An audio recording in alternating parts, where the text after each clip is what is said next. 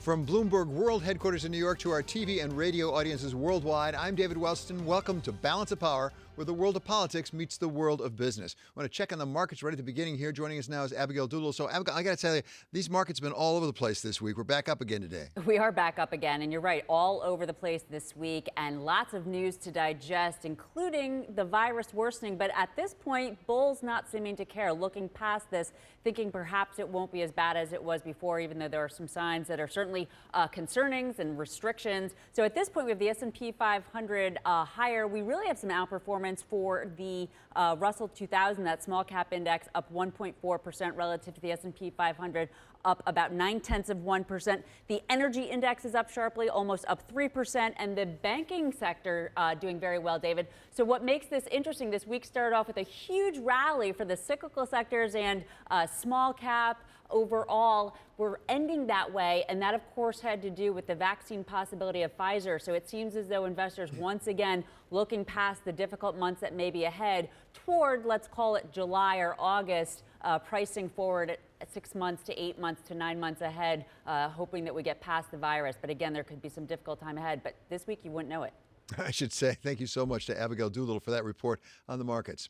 Overnight, we were reminded once again of the complexities in the U.S.-China relationship as a foreign ministry spokesman congratulated President-elect Biden, even as the Trump administration was banning U.S. investment in specified Chinese companies they said are tied to the Red Army. Richard Haass, president of the Council on Foreign Relations, published this week a foreign affairs piece titled Repairing the World, in which he lays out the issues that will be in President Biden's inbox the day he walks into the Oval Office. So welcome, Rich. It's great to have you back with us. China is certainly in that inbox that you described, but it actually is not the first thing. The first thing isn't COVID-19. I agree. China's in the inbox, and it will be for presidents as far as the eye can see or the brain can imagine.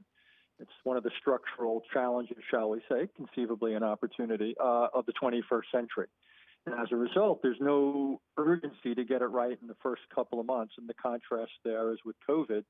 We may not think of a pandemic as a national security priority, but it's exactly that. And unless we get it under control here at home, we're simply not going to have the bandwidth to do much of anything else. Obviously, it'll hold back the economy. And so I think that becomes the priority. It also, though, has real foreign policy dimensions.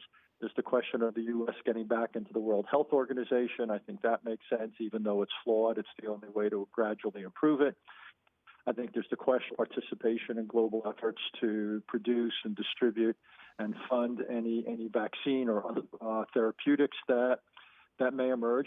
I also think there's one other foreign policy dimension, David. If we can get COVID gradually under control here, it sends a powerful message that the United States is back, that essentially we can continue to function, and that with our technology and despite our political divisions, we can still make good things happen in this country. And I think that sends an important message to the world. Richard, if COVID-19 is first on the list, it sure makes sense it would be. Is this the worst possible time for a transition? Because we can only have one president at a time, as you know so well. We're not going to have a President Biden until January 20th. And right now, it doesn't appear that President Trump is deeply engaged in fighting COVID-19. At least to the outside world, I can't see it. No, he's not. It seems to me he's disengaged. He's abdicated. The only thing worse than a transition, David, would be no transition. And the idea that you would have 4 more years of an administration that has essentially not taken ownership of COVID-19, that would be a nightmare. That would be a disaster. So you're right. We're going to lose the best part of the next 2 months when it comes to things like promoting the use of masks, unless some governors get on it. We're not going to have a national testing priority to develop one. This situation is going to get worse before it gets worse. I think, though, by the spring, some combination of greater use of masks, the development, hopefully, of some better therapeutics. Obviously, people are optimistic about 1 or more vaccines. So I think if I had to sort of lay it out, things are going to get worse before they get worse, before hopefully, ultimately, they will get better. Let's come back to that U.S.-China relationship because it doesn't look right now like President Xi's making it that much easier for President-elect Biden as they made that move in Hong Kong that caused the opposition to all resign en masse. What do you think is the Chinese position on President-elect Biden? I don't think they have any great hopes in the sense that this is going to usher in a new age of U.S.-China comity. They understand, indeed, there'll probably be more continuity than change. If one looks at the people around Vice President-elect Biden, a lot of them have said or written fairly tough things about China, particularly over human rights. If anything, they'll be tougher than the outgoing administration. You have widespread concerns across the political spectrum on trade-related issues, on technology. And some of the people around Mr. Biden have worked in places like the Pentagon and have very strong views about Taiwan or the South China Sea or what China's doing on its border with India. The one constant here, David, is Xi Jinping's China is a very different China. It's more repressive at home. State ownership is not only continuing but growing in the economy. It's more assertive and more capable in its foreign policy. And I think the Chinese are plowing ahead. This is the trajectory they are on. So as a practical matter, Richard, what is the realistic possibility of having multilateral efforts to really cabin or redirect China at all? Because one of the things you write about in your piece is returning to multilateral efforts, to some of the international institutions that we have. Sure. Can that really redirect or even a little bit where China is headed? Oh, absolutely. It's called, in a sense, that's what diplomacy is about. The United States has this great structural advantage or potential leverage called its allies and partners. The Europeans could play a big role on things like human rights pressure or technology. The Asian and Pacific allies could have all sorts of role to play on economics, on strategy. I think there's a real question, though, for the new administration, whether it's prepared to join into what was the Trans-Pacific Partnership and work with other countries in the region to force China to raise its standards, whether it's economic standards or climate-related standards, in order to have access to half the world's markets. So again, I think the real advantage we have is changing the means of our policy. I think there'll be considerable continuity in ends. I think the real difference will be a Biden administration will work much more with our allies, South Korea, Japan, Australia, the Europeans, partners like India, to approach China. And I think potentially that's what foreign policy is about. It's to shape the foreign policy choices of a country like China. And history suggests that's possible. What's not possible, which is a tack the Secretary of State has been on, is to try to transform China. They're not going to walk away from the Communist Party. They're not going to become liberal Democrats overnight. That is, to me, just a folly. But I do think there's a chance we can influence what China does. Richard, the title of your piece in Foreign Affairs is, as I say, repairing the world. You draw a distinction between repairing and building. You have to repair before you build, as I understand what you're saying here.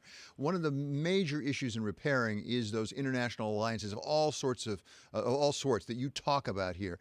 How quickly can that be done? Are people waiting for us with open arms, or has there been longer-term damage that will take a long time to repair? Well, the answer is both. I think particularly the democratic countries in Europe and Asia are very happy about the turn of events here. Still in the back of their minds, there's some concern about the long-term trajectory of this country. They saw that President Trump got 70 million votes. They believe that Trumpism will be a permanent or at least long-standing factor in politics. So I think there's a wariness about the United States that didn't exist before. If this could happen once, it could very well happen again. But in the short run, the European countries, many of the Asian countries are extremely happy that you'll have a government that is oriented towards multilateralism. We'll rejoin things like the Paris Climate Accords. We'll get back into the WHO. We'll basically believe in diplomacy, and rather than hammering allies every other day, we'll be more prepared to work with them. Who's not happy are the authoritarian governments, the Russians, the Chinese, the Turks, the Brazilians, and so forth. And I expect Israel and Saudi Arabia are, shall we say, less than thrilled with the outcome here. At the present time, it appears that President Biden will face a divided Congress, with the Senate probably, not certainly, but probably being in Republican hands. Typically, we think of the president as having more maneuver room in the international sphere than domestically. At the same time, you write in your piece that it's time for us to try to reestablish more of a relationship with the Congress and the Senate, actually, and that might be possible. Yeah, I think the value of it is if the United States can operate in a fashion in which the president just doesn't do things unilaterally, but instead does it with the Congress, it adds a lot more staying power. It makes it much harder for future presidents or Congresses to come along and reverse things. So I think the rest of the world would welcome that kind of a change. That said, it obviously is much more difficult to get things done if they're from different parties and they can't agree. But I do think there's a decent chance, David, we could see agreement on such things as the broad outlines of policy towards China, on things like restructuring supply chains, on policy towards Russia. I don't even rule out some possibilities for things on North Korea. Where I think it gets tougher to get bipartisan agreement is when it comes to Iran and probably when it comes to trade. Though in trade, the problem might not just be Democrats and Republicans not agreeing. It might be Democrats and Democrats not agreeing. Yeah, that's exactly right. Finally, do you expect a reversal of some of the decisions on troop withdrawals, such as West Germany, talk about South Korea, Afghanistan? Absolutely. I think Germany for sure. I think the pressure on South Korea will fortunately go away. I think Afghanistan's a little bit more complicated, but my guess is we'll end up with some kind of a residual force, a modest force there. The agreement the United States signed with the Taliban, I think, is a really unfortunate agreement. It's not about peace. It's simply basically a cover for the United States to rush to the exits. And rather than promoting peace in Afghanistan, it'll promote a whole new wave of violence and turmoil. So I think that's likely to be our return, revisited. And I think you'll probably also see some questions about some of the other pullouts from the Middle East. So I think we're going to see a much more internationalist foreign policy and a more multilateralist one. But I don't think Mr. Biden has any interest in going back to the era of the last couple of decades when the Middle East overwhelmed the rest of American foreign policy and military involvements overwhelmed the rest of American foreign policy. Fortunately, I don't think we're going back to that either. Richard, thank you so much. It's always a treat to talk with you. That's Richard Haass. He's president of the Council on Foreign Relations and author of the best-selling book, The World, A Brief Introduction. Coming up, we talk with a veteran of the Senate who knows where the center is. Former Senator Joe Lieberman of Connecticut joins us. This is Balance of Power on Bloomberg Television and Radio.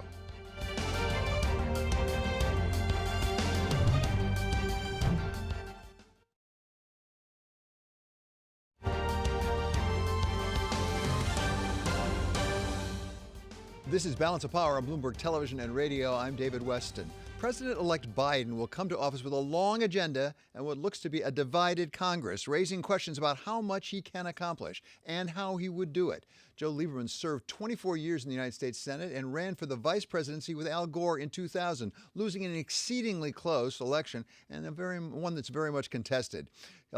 We welcome him now back to Bloomberg. So, Senator, thank you so much for being with us. Great to have you.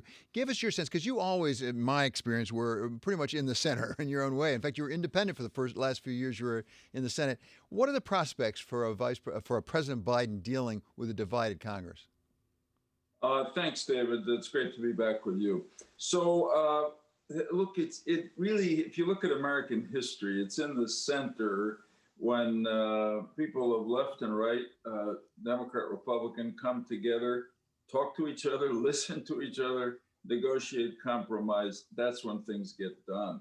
And that is Joe Biden's history for decades in the Senate. He's a proud Democrat, as he said throughout the campaign, but he also said he's going to govern as president of all Americans. And he knows how to make the Senate work. And in some ways, having a Republican Senate, which it looks like he will, is something that he will be familiar with. I mean, it's been discussed over and over again, but Joe Biden has a good relationship with Mitch McConnell, and they both understand it's in the center where things get done. So I expect that nothing's easy. We have a polarized country. We have very zealous people on left or right, but there's a broad middle that just wants the government to work again for the benefit of the people, to deal with the virus, to get the economy going.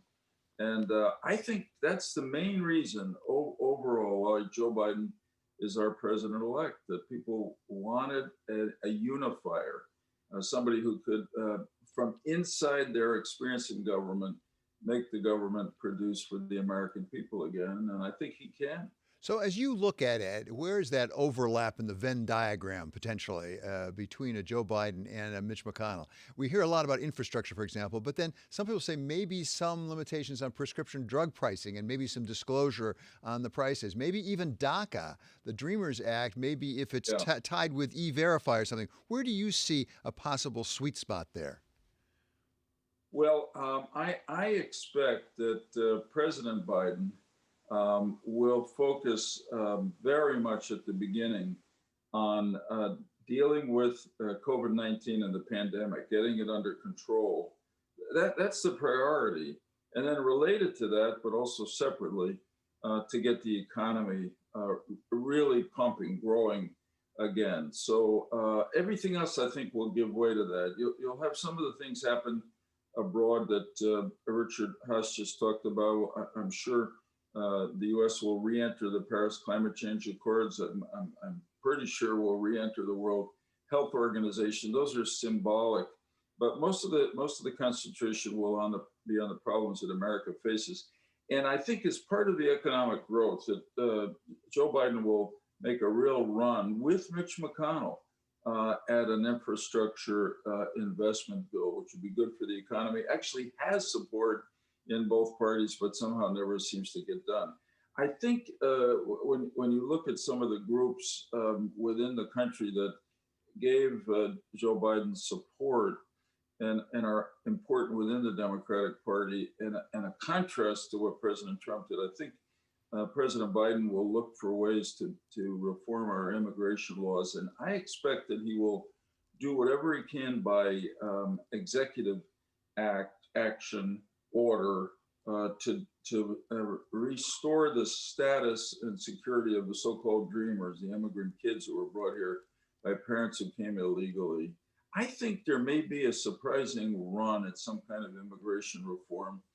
And I think there are going to be some Republicans, I hope McConnell, who will want to do that because it's good for the country and frankly good for the economy, and maybe good for them, Republicans, politically, because they're watching some attrition happening as the number of Hispanic Americans grows, and they're sensitive to what the government is saying about them. So it can be really productive.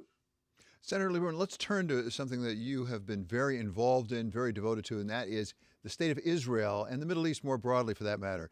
It was widely perceived that President Trump has been a true friend to Israel, sometimes in controversial ways, but Israel certainly has felt he's a friend. There's some nervousness now over in that part of the world. What do you think President Biden will do with respect to Israel and the Middle East? It's a really important question, and I guess I'd say this about Israel. Throughout most of its history, certainly the 24 years I was in the Senate, Israel enjoyed broad bipartisan support. Even when the parties were divided, they came together in support of Israel. The U.S. and Israel, and particularly the Democratic Party, went through a very tough time around the Iran nuclear agreement, which the Obama administration supported, and the Israelis thought was really dangerous for them. So did the Arabs, but the Israelis stepped forward on it, and that left some scars, and in a way may have left an impression that sort of Israel was growing closer to the Republicans, in that case against the Iran nuclear agreement, and moving away from the Democrats. And then President Trump came in, and honestly, just been one of the most pro-Israel presidents the U.S. has had since the State of Israel was established in 1948. So now it's going to be a time of regrouping, really.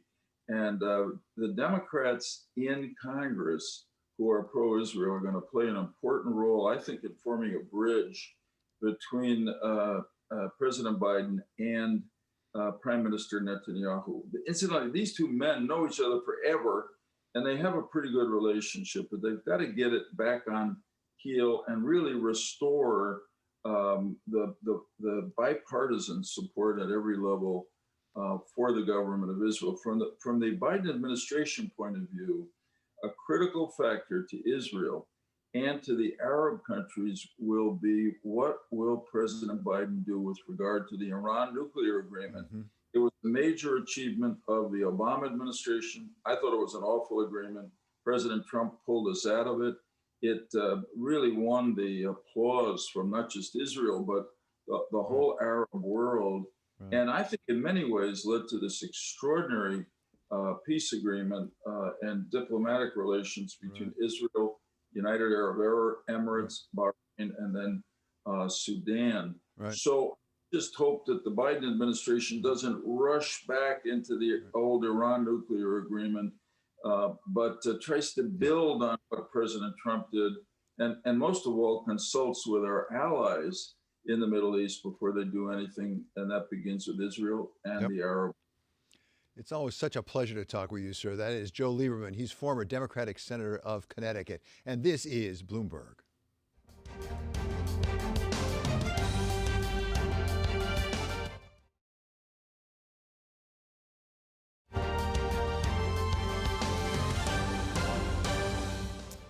This is Balance of Power on Bloomberg Television and Radio. I'm David Weston. It's time now for Stock of the Hour, and it is the Walt Disney Company. The company's fourth quarter results in some ways took a big dive on the COVID-19 shutdowns. At the same time, they really beat expectations, surprised to the upside. And Scarlett Fu is here with the full report. Yeah, on an adjusted earnings per share basis, David, it means Disney closed out the fiscal 2020 year with a plunge in earnings, 65% drop. Analysts see a recovery this fiscal year and a pickup in growth the following year off easy comparisons.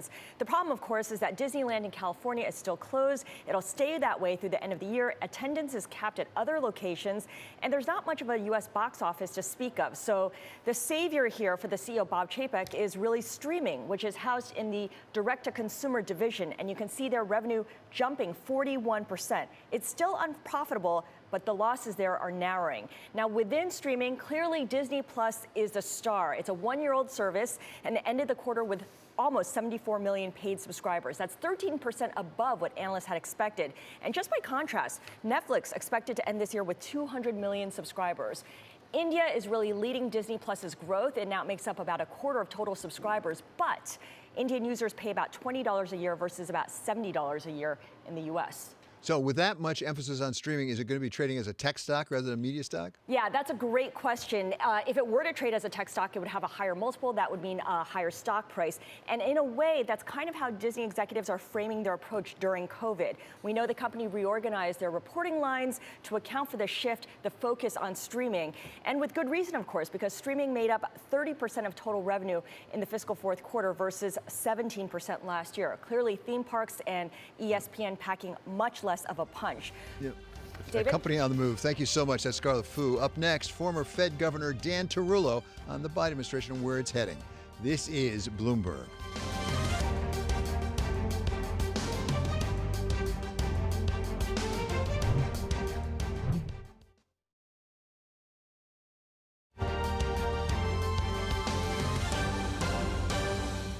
This is Balance of Power on Bloomberg Television and Radio. I'm David Weston. As we come back, we have a red headline just crossing the Bloomberg right now. President Trump reportedly is going to rush drilling leases in the Arctic before President Biden can take over. This is in the Arctic National Wildlife Refuge, and they're going to reportedly advance the time that they can auction off drilling rights. And of course, if they actually were auctioned, it would be awfully difficult, maybe impossible for a Biden administration to reverse it. Perhaps one of other actions we may see in the coming weeks, actually, for the Trump administration to do things that are going to be hard for a Biden administration to turn around.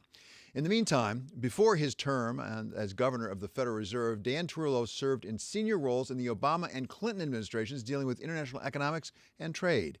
I recently asked him whether there were areas of economic regulation that might not be all that different under a Biden administration.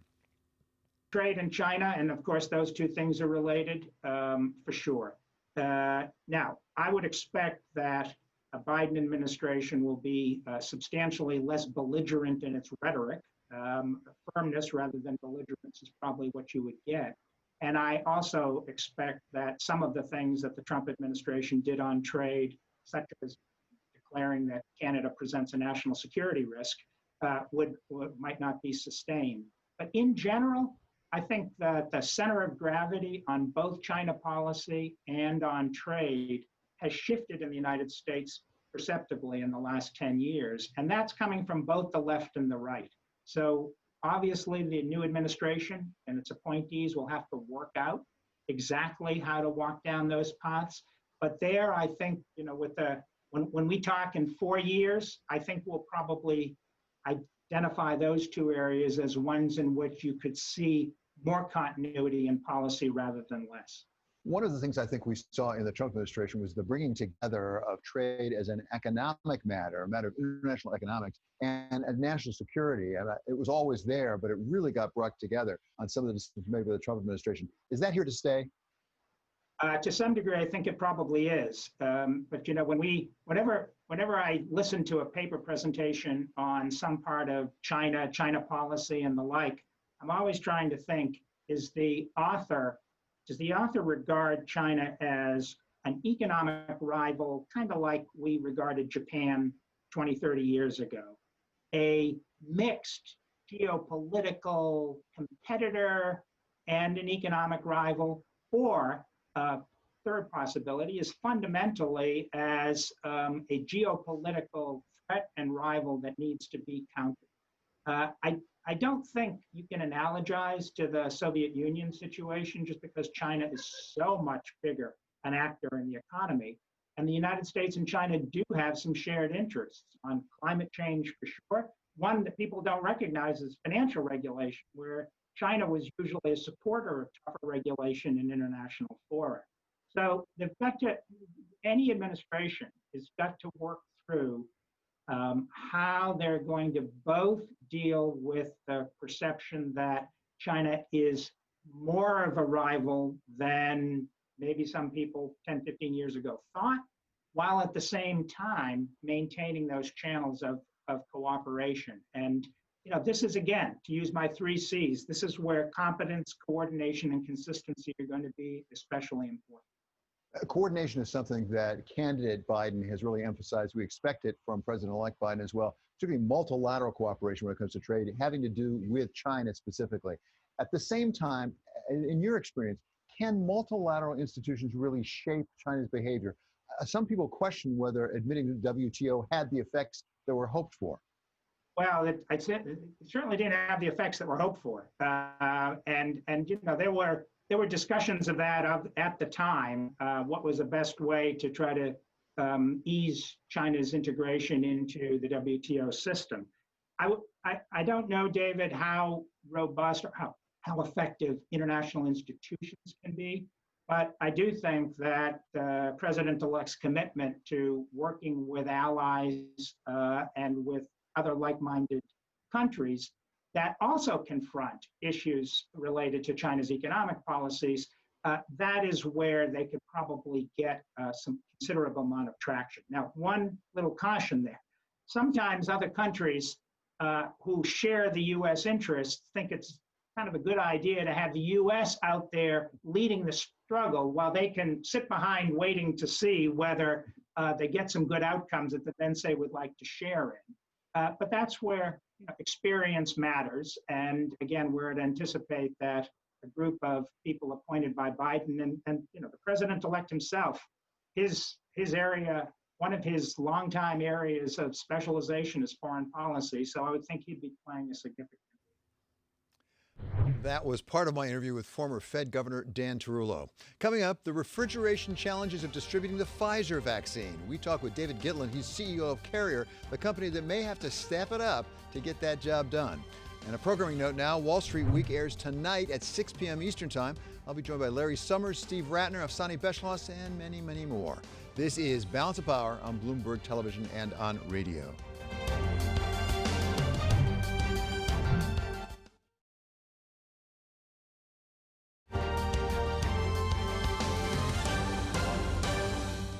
This is Balance of Power on Bloomberg Television and Radio. I'm David Weston. The world got hopeful news on Monday with reports of a vaccine candidate from Pfizer that may be over 90% effective in success.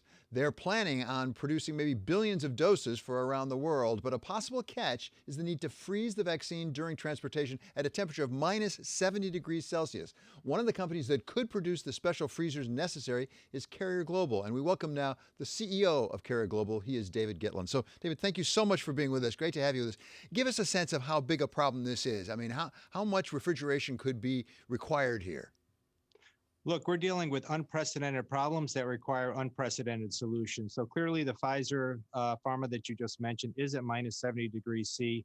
Almost all vaccines today that get distributed are between 2 and 8 degrees C. So clearly that's an added challenge. But if you just step back and look at the overall challenge of pharma distribution through the cold chain, you're dealing with a situation where from the time of inception till the time of administration, it needs to be kept cold, either refrigerated or deep freeze, as in the case with the Moderna and the Pfizer vaccines, either -20 or -70 degrees C, throughout that entire chain. And what you're dealing with is going from source of inception onto a van or a trailer to an airport, onto a plane, off the plane to a trailer, distribution centers, and so on. So you have multiple handoffs where you have multiple opportunities for excursion. One of the keys is going to be data and data integrity. And that's why we have formed a partnership with Amazon Web Services, AWS.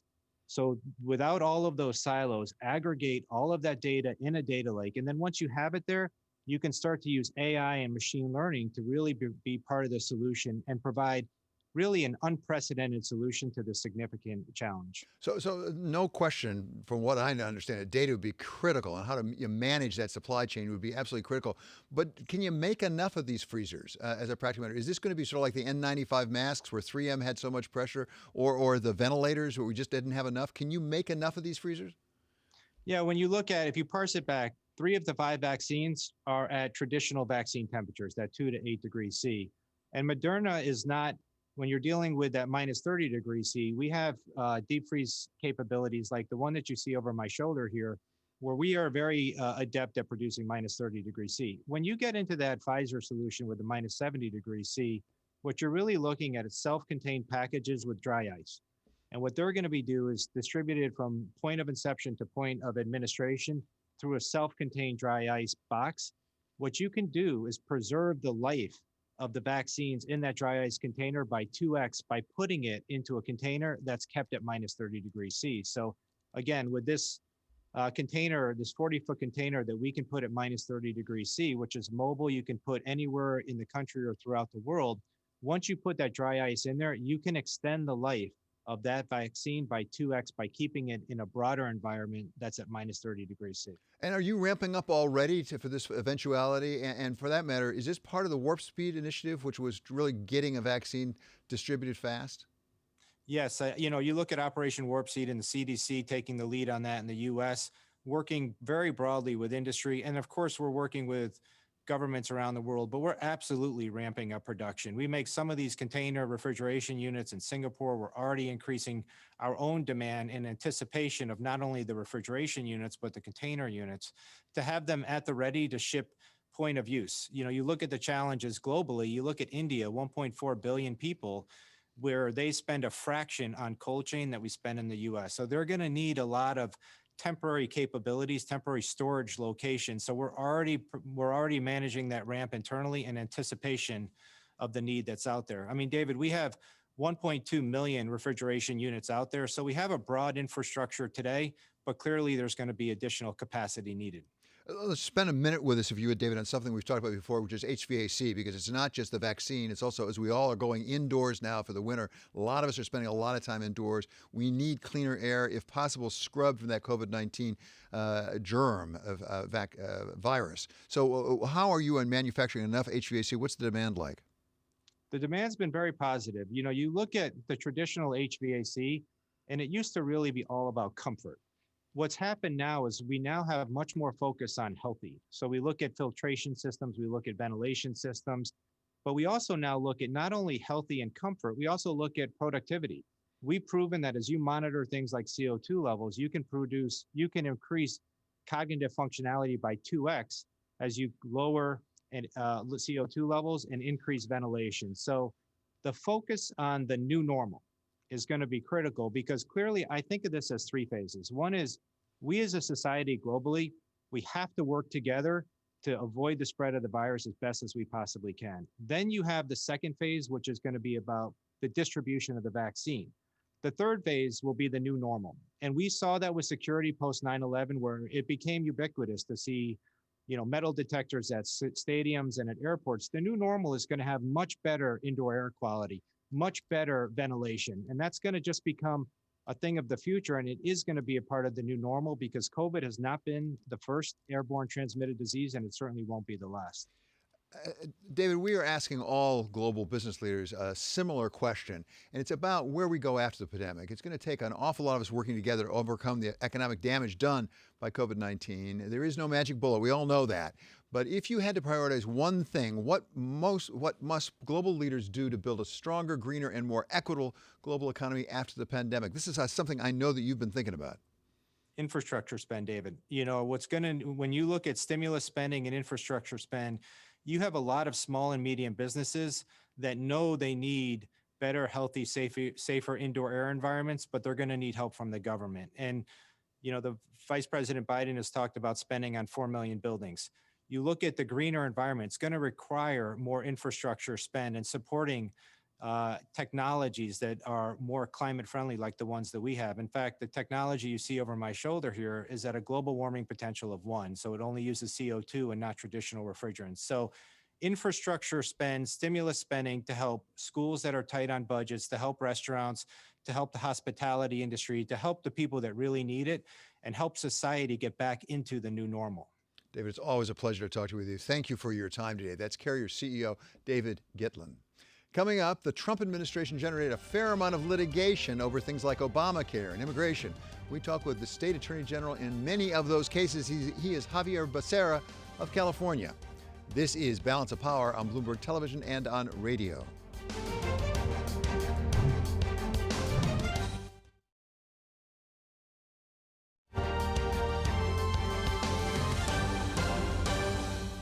This is Balance of Power on Bloomberg Television and radio. I'm David Weston.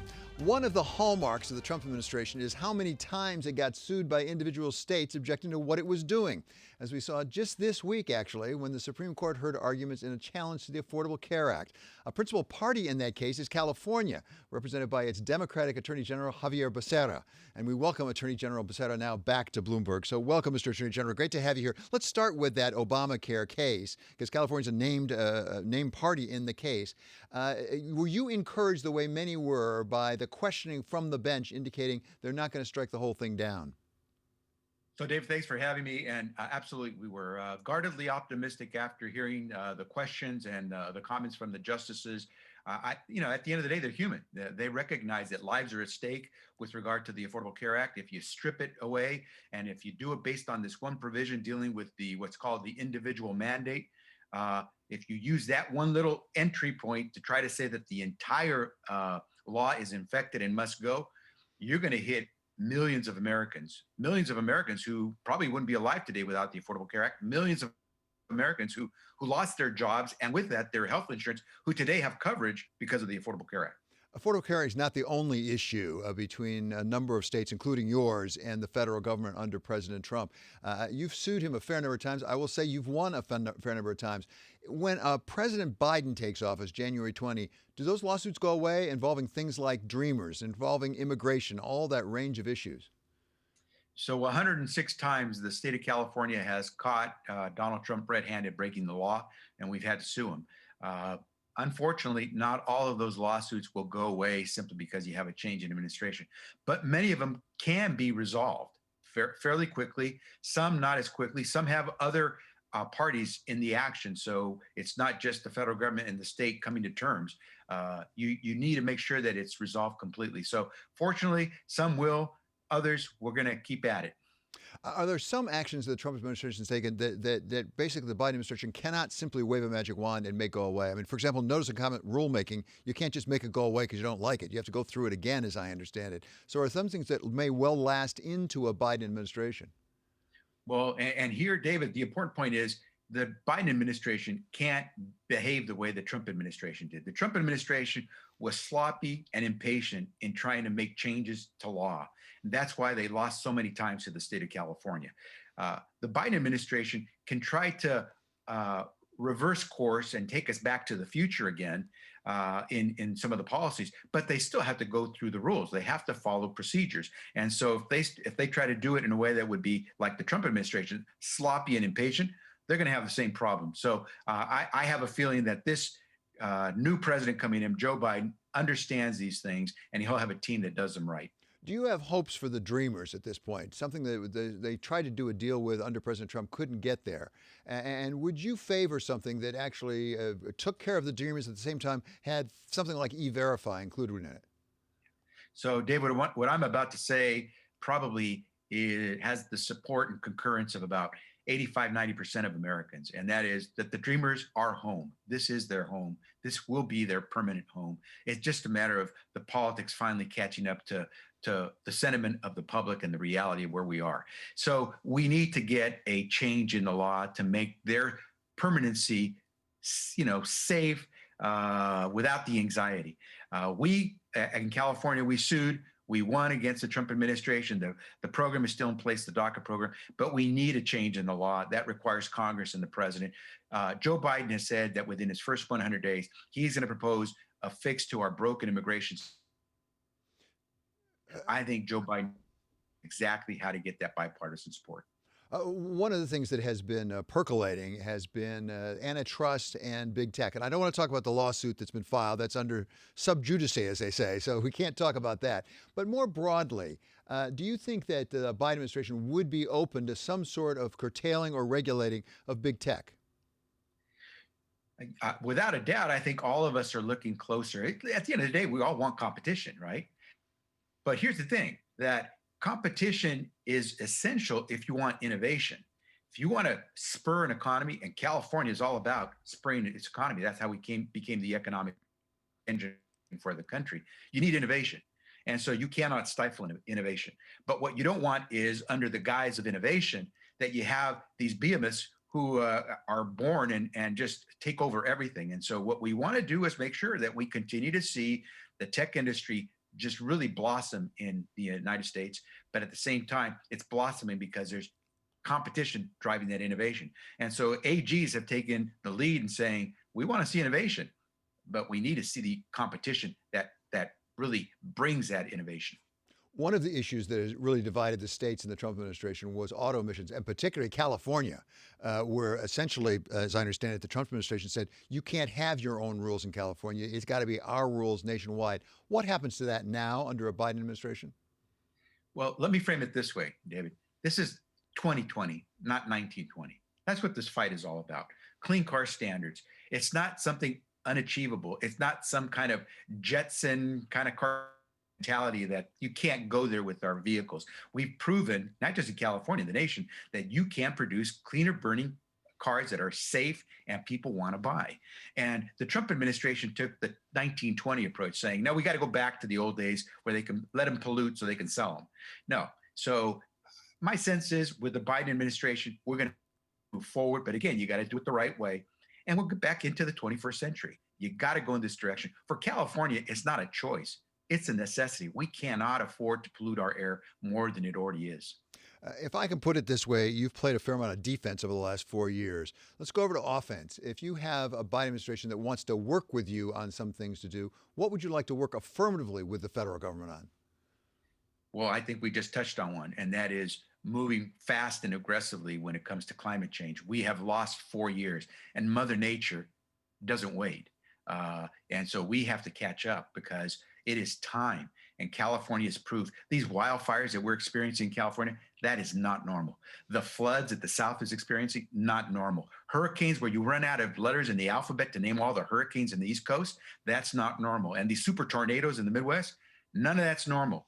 Got to tackle climate change. Secondly, it's time we settled this immigration issue so that we know who really has a right to be in the country, who doesn't. Let's have an orderly process, not a mean process. You need to have carrots and you need to have sticks, but Donald Trump was using not sticks. He was using bludgeoning hammers, and that's just not the way you do it. The other thing I'd say is criminal justice reform. I think we all have a sense that we need to do something. The system isn't as broken as some would like us to think, but there are bad apples, and there is some embedded bias, and we need to deal with that. I believe Joe Biden is ready for this. The level of experience he has and the commitment he demonstrated in the campaign, I think a President Joe Biden is going to really launch this country. So I'm struck by the fact that you're lacking a senator come January 20, because we're going to have Kamala Harris is now the vice president of the United States. There's a seat open there. Do you have any thoughts on who might fill that? And could they be named Becerra by any chance? Yeah. Well, first, you got to name Harris.